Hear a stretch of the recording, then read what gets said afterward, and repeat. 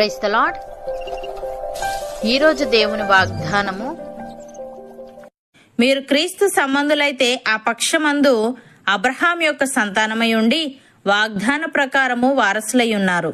గలతీలకు రాసిన పత్రిక 3వ అధ్యాయము 29వ వచనము.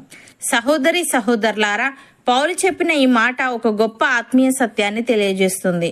మనం యేసుక్రీస్తును ప్రభువుగా అంగీకరించి ఆయన పట్ల విశ్వాసం ఉంచడం ద్వారా మనము క్రీస్తు సంబంధులం అయ్యాము. ఇది శారీరక సంబంధం కాదు. ఆత్మీయంగా అబ్రహాం యొక్క సంతానమై ఉండి వాగ్దాన ప్రకారము వారసులమయ్యాము. అబ్రహాము దేవుని మాట నమ్మాడు. అలాగే మనము క్రీస్తును నమ్మినప్పుడు అతనిలాగే విశ్వాసపూరిత జీవితం గడుపుతున్నాము. అందుకే మనము అతని సంతానము. దేవుడు అబ్రహాముతో చేసిన వాగ్దానాలు ఇప్పుడు క్రీస్తులో మనకు కూడా వర్తిస్తాయి. అబ్రహాము శారీరకంగా యూదులకు తండ్రి, కానీ దేవుడు చేసిన వాగ్దానమును బట్టి విశ్వాసంలో ఉన్న వారందరము కూడా అబ్రహాం సంతానమే. దేవుడు అబ్రహామును ఆశీర్వదించి అతని ద్వారా సమస్త జనములను ఆశీర్వదించాడు. ఉదాహరణకు, రూతు ఒక మోయాబురాలు, యూదులకు వ్యతిరేక జాతి. ఆమె నయోమిని అనుసరించి యెహోవా దేవుడిని నమ్మింది. ఆ విశ్వాసం వల్ల ఆమె అబ్రహాము వారసురాలిగా గుర్తించబడింది. చివరికి ఆమె యేసుక్రీస్తు వంశవృక్షంలోకి కూడా చేరింది. ప్రియులారా, అబ్రహాము సంతానము అనేది శరీర సంబంధమైనది కాదు, ఇది విశ్వాస సంబంధమైనది. క్రీస్తునందు విశ్వాసముంచిన ప్రతి ఒక్కరూ దేవుని పిల్లలు. అబ్రహాము సంతానం వాగ్దాన ప్రకారం వారసులు.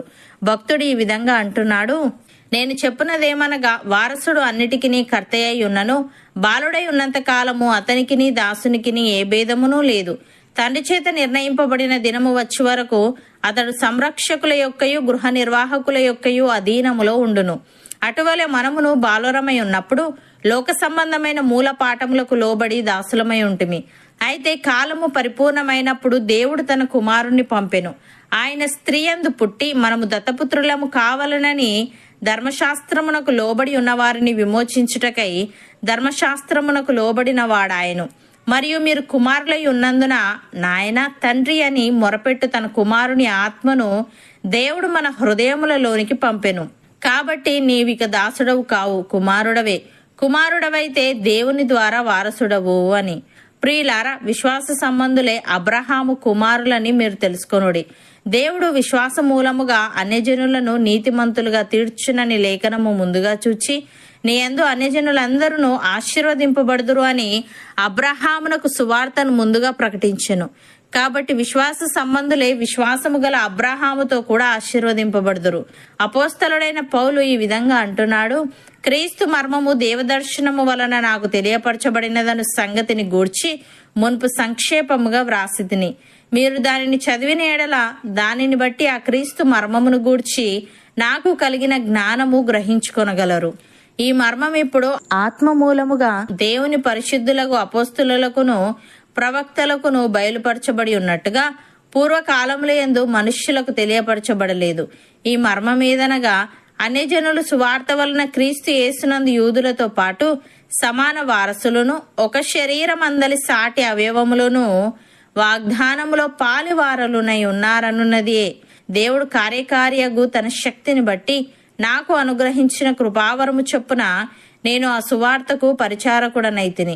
దేవుడు మన ప్రభువైన క్రీస్తు యేసునందు చేసిన నిత్య సంకల్పము చొప్పున పరలోకములో ప్రధానులకును అధికారులకును సంఘము ద్వారా తన యొక్క నానా విధమైన జ్ఞానము ఇప్పుడు తెలియబడవలనని ఉద్దేశించి శోధింప శక్యము కాని క్రీస్తు ఐశ్వర్యమును అన్యజనులలో ప్రకటించుటకును సమస్తమును సృష్టించిన దేవుని యందు పూర్వకాలము నుండి మరుగై ఉన్న ఆ మర్మమును గూర్చిన ఏర్పాటు ఎట్టిదో అందరికీ తేటపరచుటకును పరిశుద్ధులందరిలో అత్యల్పుడనైన నాకు ఈ కృప అనుగ్రహించెను.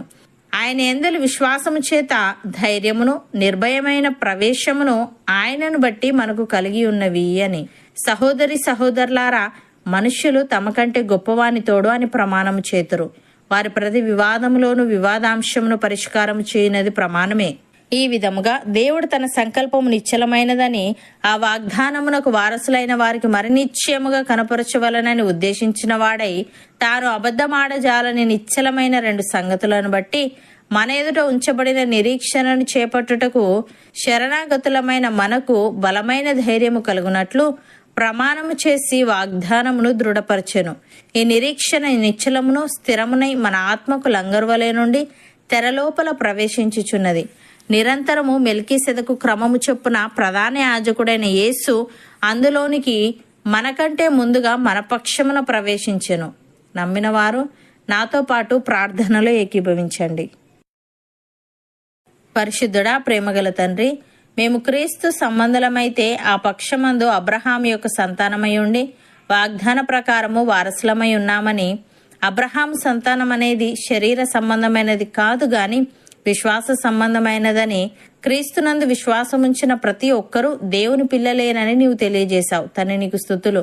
దేవా, మేము నీ యందు విశ్వాసముంచి వాగ్దాన ప్రకారము వారసులమై విశ్వాసం గల అబ్రహాముతో కూడా ఆశీర్వదించబడే వారముగా ఉండుటకు సహాయము దయచేయమని, శోధింప శక్యము కాని నీ ఐశ్వర్యమును అన్యజనులలో ప్రకటించుటకును, సమస్తమును సృష్టించిన నీ యందు పూర్వకాలము నుండి మరుగైయున్న ఆ మర్మమును గూర్చిన ఏర్పాటు ఎట్టిదో అందరికీ తేటపరచుటకును నీ కృప మాకు అనుగ్రహించి మా ఎదుట ఉంచబడిన నిరీక్షణను చేపట్టుటకు శరణాగతులమైన మాకు బలమైన ధైర్యము కలుగునట్లు ప్రమాణం చేసి వాగ్దానమును దృఢపరచమని, నీ అందరి విశ్వాసము చేత ధైర్యమును నిర్భయమైన ప్రవేశమును మాలో ప్రతి ఒక్కరికి నీవే కలుగజేయమని యేసుక్రీస్తు నామమున ప్రార్థిస్తున్నాము తండ్రి.